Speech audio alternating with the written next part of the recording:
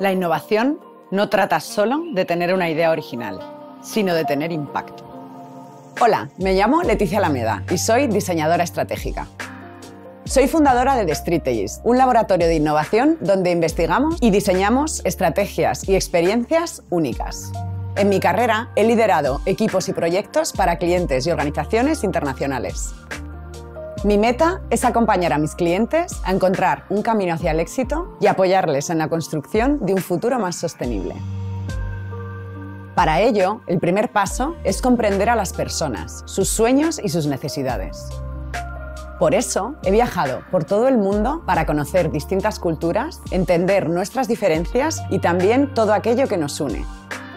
A partir de esta base, investigo tendencias, exploro nuevas ideas e imagino futuros deseables. Así, podemos diseñar teniendo en cuenta la visión que más nos guste.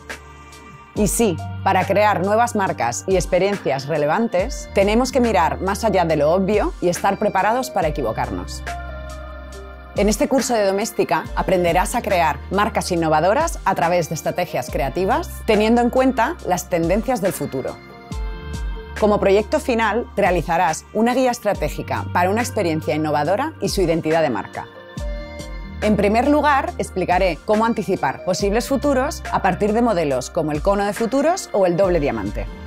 Veremos cómo detectar tendencias e imaginar futuros plausibles con diferentes técnicas. Después explorarás el problema que quieres solucionar y descubrirás diferentes oportunidades de trabajo. Pasaremos a crear una propuesta de valor y a diseñar una experiencia completa desde la perspectiva del usuario. Por último, te enseñaré los fundamentos del branding con propósito y cómo definir una estrategia de comunicación. Además, te mostraré cómo lanzar tu nueva marca al mercado. Al final del curso sabrás cómo utilizar la estrategia y la innovación para crear marcas culturalmente relevantes en un mundo postdigital. Aprende a interpretar correctamente las señales y desarrolla estrategias de forma creativa.